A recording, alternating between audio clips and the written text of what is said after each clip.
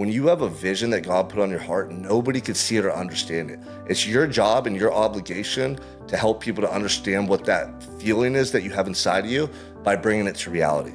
Like, that's what you're here to do. You're here to get undeniable results to the point where they can understand what that vision is that God put on your heart all those years ago, because now it's undeniable fucking results for the world to see.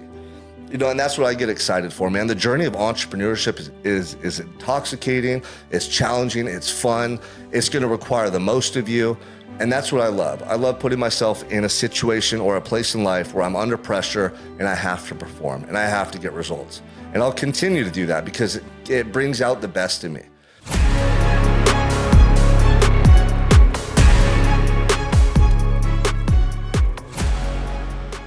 Welcome back to another episode of the Unstoppable Mindset Podcast. I'm your host, Sean Crane. Hey, you guys, make sure to subscribe, like, and share. I always appreciate the support. Dude, I've been reflecting a lot lately. I want to take you back with me to when I started this journey of online coaching, entrepreneurship. I was sitting on the couch the other night and I was looking through old pictures and videos. And this is something really important to do. Before I share my story with you, there's a good book called The Gap and the Gain by Dr. Benjamin Hardy and Dan Sullivan. And he talks about how a lot of entrepreneurs are always comparing themselves to who they want to be and the results that they want in the future. And it makes them feel less than. It gives them this feeling like they're not good enough. They're not doing it as much as they should. But he goes, look, if you measure backwards and remember when you started and what that was like, and you see how far you've come, it gives you a much different feeling. It's a feeling of gratitude, a feeling of excitement. You feel proud of yourself and you believe in yourself to continue moving forward and getting results. And I'm very aware of the big goals that God put on my heart. Like, I have monumental, massive goals and I'm aware of them, but I'm not like so obsessed over them to the point where it takes away from the present moment. I think as an entrepreneur, a business owner who's ambitious, it's so important to learn how to be present and have a heart of gratitude each and every day, because you'll look back one day and wish you had these moments back. Like, I'll look back when my kids are older or my business is bigger and more mature and I have more money and all this stuff. And I'll look back on these building moments, these times where I was growing the company, these times where my children were young and I was building my life with my wife. And I'll look back and wish I had these moments again, But anyway, I was on the couch the other night and I was looking through my phone at old videos and pictures. I think I was putting together like an Instagram reel showing people where I started and where I'm today. And I was just looking at all these videos, man. My daughter Scarlett, who's 6 now, was like a baby. My wife, looking so young. I was looking so young. I was clean shaven. And she made a joke. She's like, oh my gosh, people hired you back then? Like, you were working with a grown man? You look so young. Like, why would they hire you?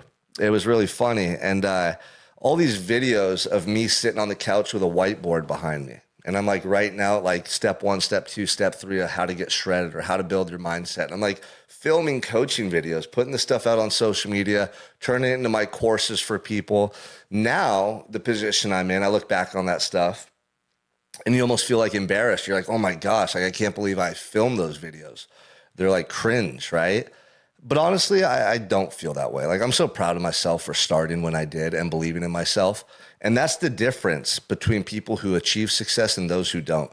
Back then, when I didn't look the way I do today, I didn't have the physique, I didn't have the money, the status, I hadn't spoke on stages, I didn't write a book, I didn't do all this stuff, I didn't have a team, I hadn't made millions of dollars. Way back then, I knew I was going to become this fucking guy and achieve this stuff. I knew it. I felt it in my heart. And I wanted the results so bad. And I had so much conviction and desire behind that belief and that goal that I'd set for myself that I would not fail. Like, I just wouldn't allow it to happen. I had to get the results. And that's what manifestation is. It's when your belief is so strong it can overpower any obstacle in your path. And you just keep going. You keep showing up over and over and over. Like, in those early stages, I would send messages out to people all day long. I would sit there and write a post for 2 hours to try to depict the perfect post for people who needed to change and articulate that message. And I would film videos every day over and over and over and over. And when I first started, I wasn't as articulate. I wasn't as good at speaking. I wasn't as motivational or whatever you want to say, but I was relentless. And I think back to like me and my wife, man, like starting to build this life. We lived in a little 2-bedroom apartment. And she trusted me. She believed in me. She never once gave me shit about sitting on the freaking couch with a whiteboard, filming videos, thinking I was doing something. Like she truly believed in me because she saw how passionate I was and how much I believed in this path. And then so over the years, I started getting results. And I remember I wrote my book and that started getting me a lot of opportunity. I started speaking on podcasts. I started speaking on stages. And it's so cool to look back on that evolution, and then I was making money and I was making a name for myself. And then I built a team that allowed me to really grow to a whole nother level. And dude, it's so cool when you have that moment where you like look around and you go, shit, like how did I get here? Like I remember just getting out of prison with $200 and not having anything and no one telling me what to do or how to do it and just figuring it out. But that's what makes the journey so much more rewarding is you remember those moments where you had doubt or despair. You remember the obstacles. You remember all the stuff that you would go through.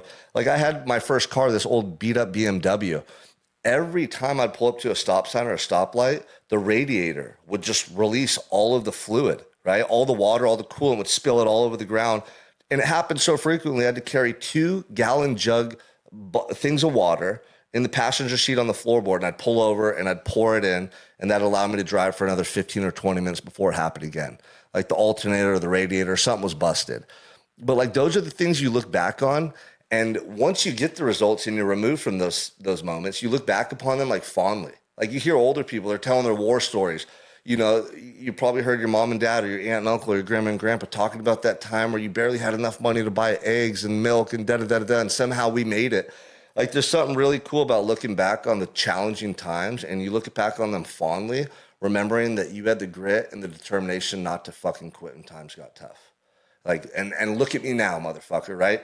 And the thing is, I haven't made it. Like, I'm just getting started. I had the same feeling inside, in the pit of my stomach and in my heart, way back then when I'm looking at these videos, living in the 2-bedroom apartment, barely making it. It's the feeling of like, I'm just getting started. Watch what I do. Watch where I'm going. Because here's the coolest thing.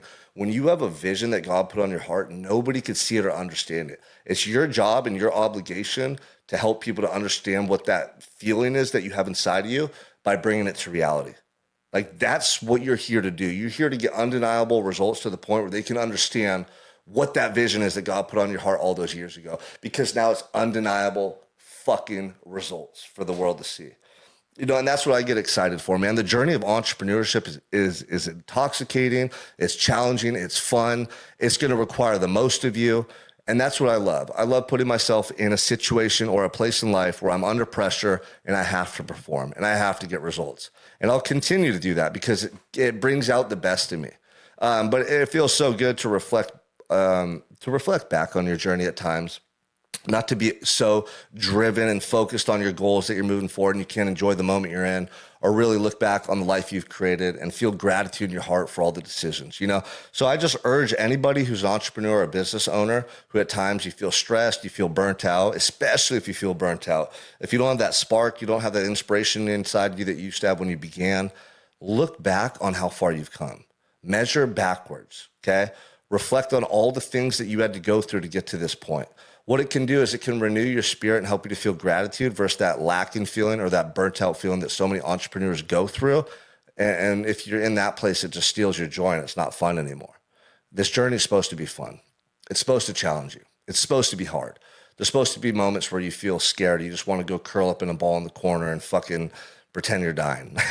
Like that's entrepreneurship. If you know who Garrett White is, he created the Wake Up Warrior. He's a great leader. And I saw a clip of him one time and he goes, being an entrepreneur is like feeling like you climb the highest mountain in the world one moment, and then the next moment you feel like you just want to end your life.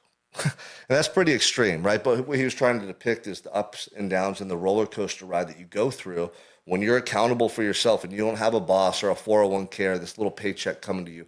You have to earn it. You have to, you eat what you kill every day. There's no fucking days off. 365 days a year, I'm thinking of strategies. I'm implementing ideas. I'm sending out messages. I'm playing chess, dude, with the future of my life and the results that I want to get every single day. But I'm alive and I'm freaking here, man. I'm present. I'm not checked out. I'm not numb. I'm not going through the motions.